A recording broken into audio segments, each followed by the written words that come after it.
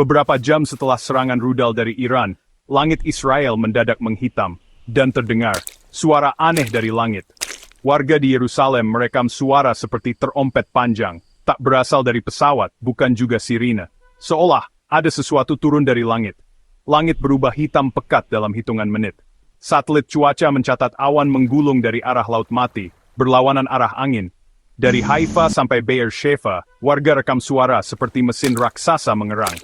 Tapi tak ada pesawat, dan langit tetap tidak hujan. Lembaga antariksa tidak beri penjelasan resmi.